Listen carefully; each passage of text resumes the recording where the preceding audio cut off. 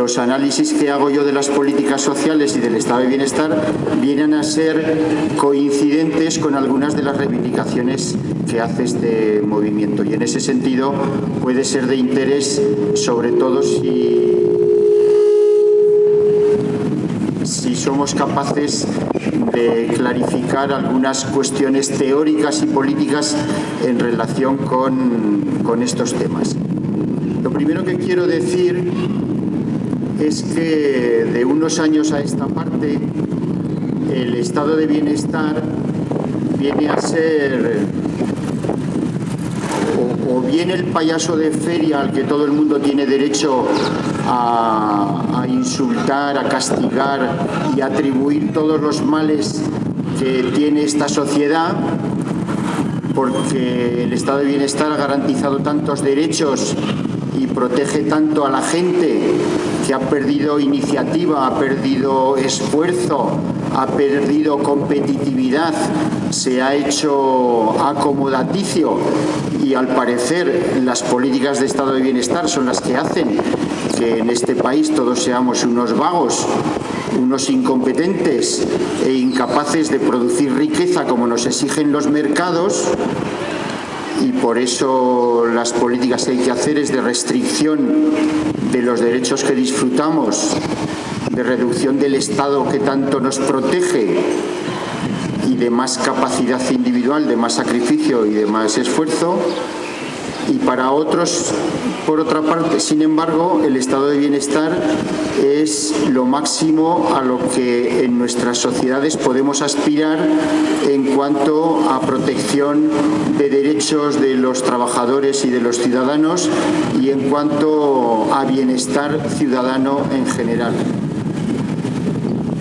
En este sentido, yo quiero decir que ni los unos tienen razón, porque no es verdad que el estado de bienestar sea el culpable de todos nuestros males, muy al contrario, pero ni siquiera el estado de bienestar o las políticas sociales del estado de bienestar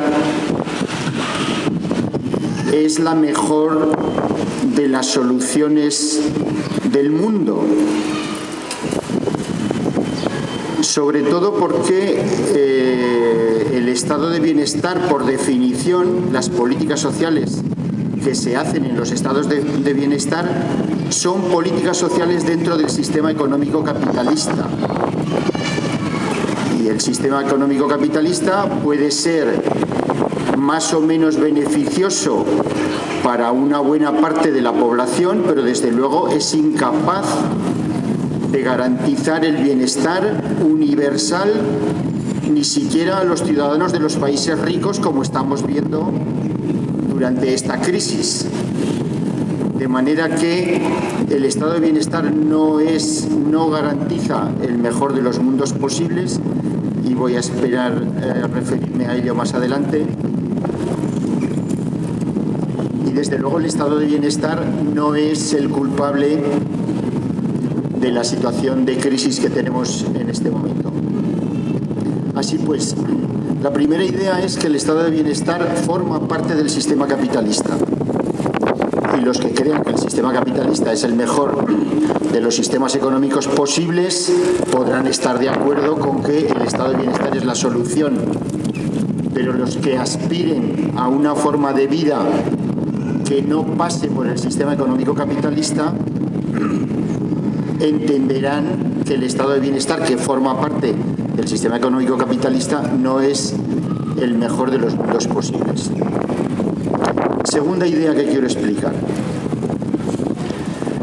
Como el estado de bienestar, las políticas sociales del estado de bienestar se dan siempre dentro del sistema capitalista, estas políticas sociales tienen que cumplir dos funciones dentro del sistema capitalista. La primera función es que deben hacer que el sistema capitalista funcione a pleno rendimiento. No sé si así. La del 73. ¿Cómo se llamó la crisis del 73? ¿Alguien lo...? Sí, la del petróleo. No es verdad, no fue la del petróleo. Eso sí que es un cuento que nos han contado.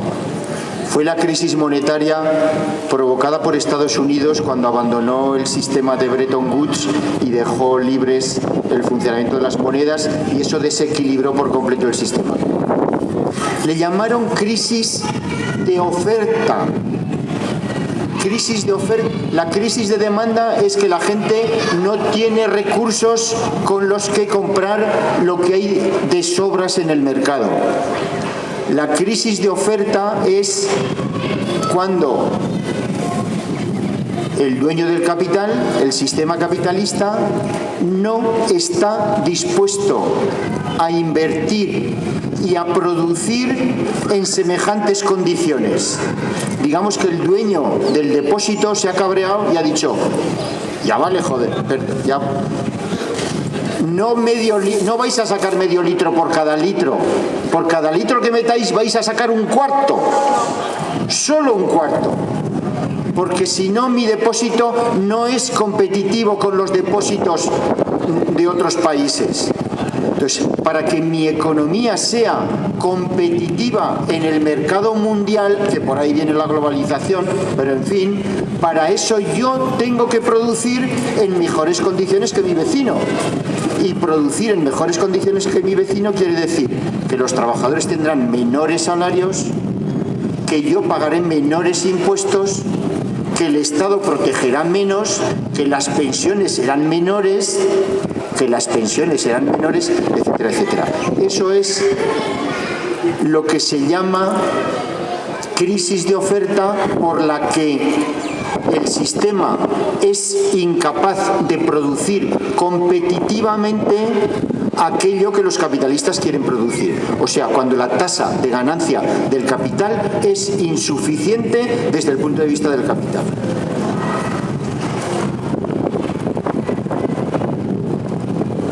¿Por qué ahora es crisis de demanda? ¿Por qué ahora es crisis de oferta y antes era crisis de demanda?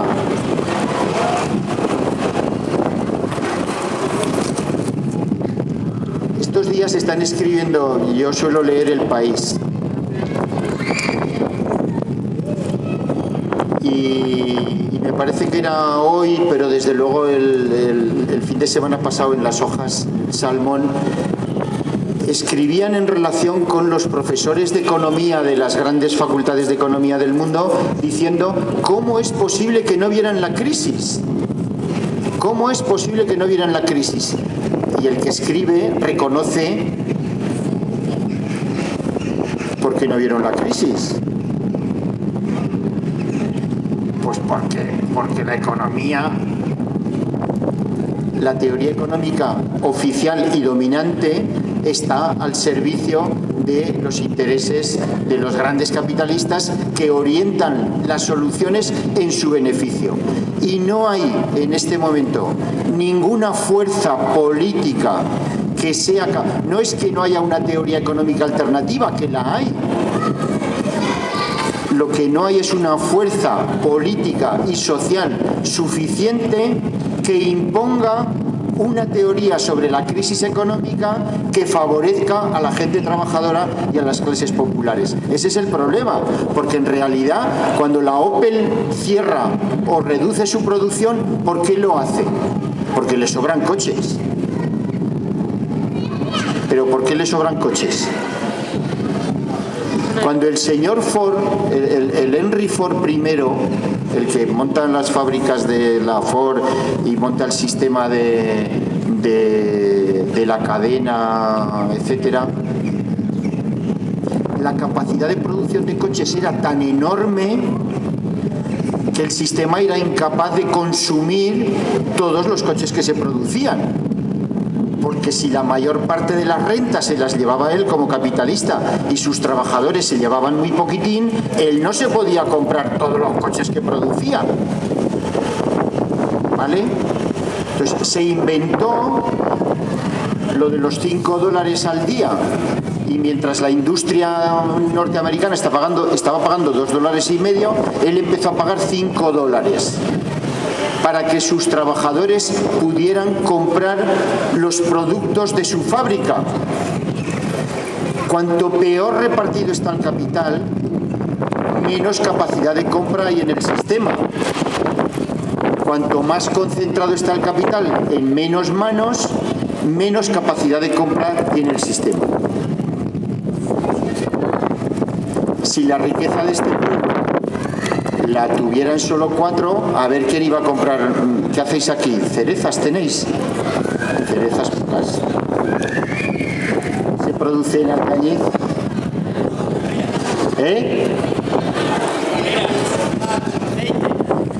Aceite, es verdad, bajo Aragón. Aceite, pues no he visto ningún olivo por el camino. Si solo unos pocos pudieran comprar aceite, la mayor parte del aceite se quedaría sin vender. ¿Cuál es la solución? La riqueza, distribuirla lo más posible para que todo el mundo pueda comprar aceite. Las políticas sociales del estado de bienestar en parte hacen esto, redistribuir la renta para que la gente esté mejor, pero sobre todo para que haya más capacidad de compra en el sistema y las crisis que se producen sean menos gordas y se salgan más rápidamente de la crisis.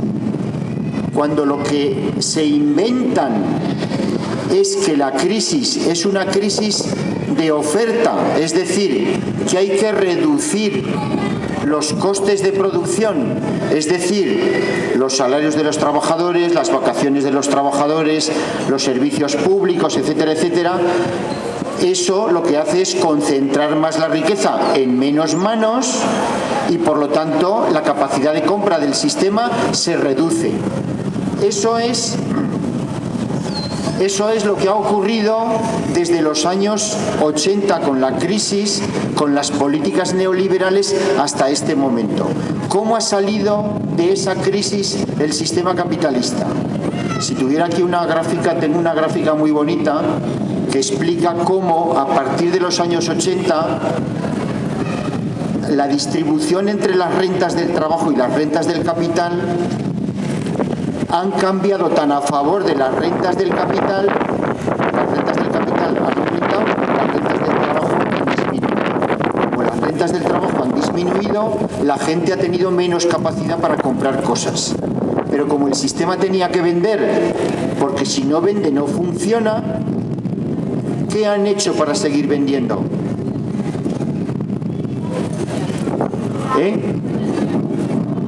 Los préstamos, tía.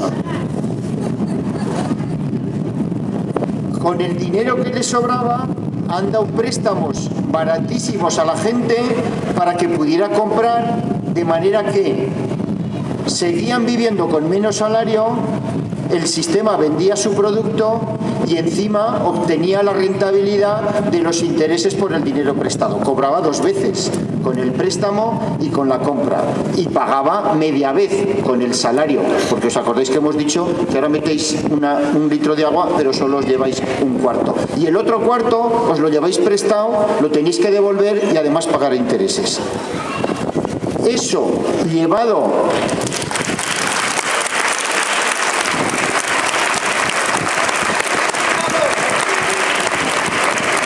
Yo decía, no voy a poder beber agua porque estos no aplauden. Esto llevado al extremo es lo que ha conducido a esta crisis actual, que es una crisis liderada por el capital financiero, y eso es lo que diferencia. Mientras que la crisis del 29 se produjo bajo un sistema capitalista en el que el capital dominante era el capital industrial, que sabía que para mantenerse el sistema tenía que tener capacidad de compra,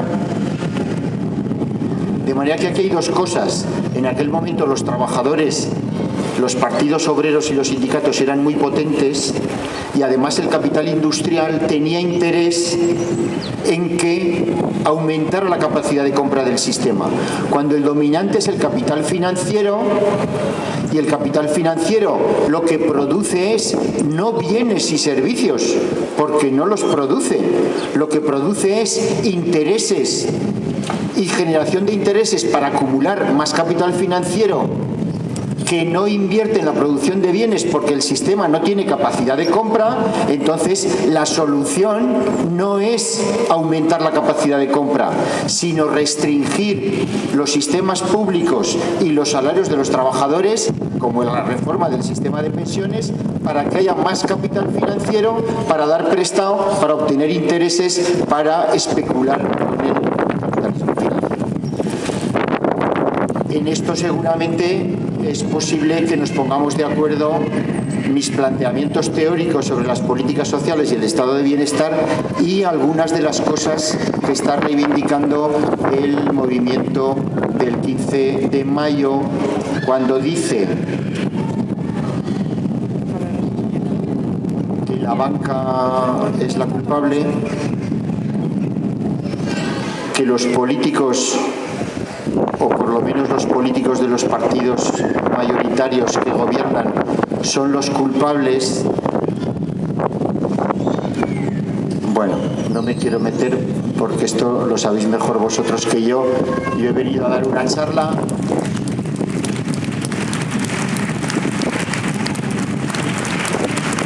No sé si queréis que diga más cosas, pero yo he terminado.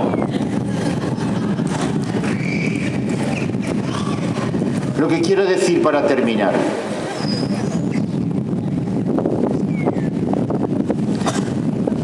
Es que el estado de bienestar, las políticas sociales son el resultado de la relación de fuerzas que hay en una sociedad determinada en un momento histórico concreto y que cuando la gente se va a su casa, se despreocupa de la política y deja hacer, los que hacen lo hacen a su favor y en sus intereses, y solo cuando la gente sale a la calle, se organiza, acumula fuerzas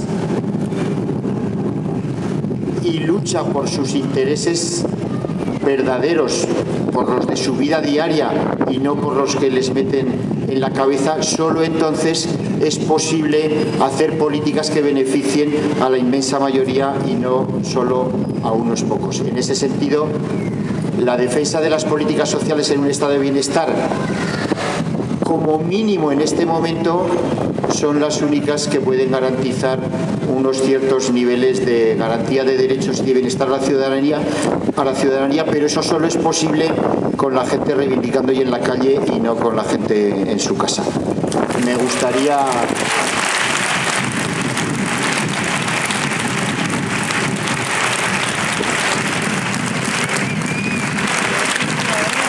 Como seguramente he terminado antes de lo previsto, me gustaría que os dejo el micrófono si alguien quiere hablar o discutir alguna de estas ideas, o si queréis que explique mejor alguna cosa que no he explicado bien, etcétera. No, así no oigo nada. Inventar una vía intermedia entre la socialdemocracia tradicional, que defendía estas políticas de estado de bienestar de las que os he hablado, y la señora Thatcher, que era una radical de derechas que se quería cargar todos los sistemas públicos. Y la tercera vía viene a decir más iniciativa individual, más responsabilidad individual, más disciplina, más trabajo, más responsabilidad, no sé si lo he dicho, menos Estado, menos impuestos, más iniciativa privada, más competitividad, y desde el Estado sí que garantizaremos un sistema educativo que garantice que todo el que tenga capacidades para aprender, aprenda. Pero después, cada mochila, no me sale, cada mochuelo a su olivo. Quiere decir, cada uno a su casa, cada uno con su responsabilidad, cada uno con su esfuerzo personal, etcétera. A esta corriente ideológica pertenecía pertenece, supongo, Rodríguez Zapatero. No sé si te respondo.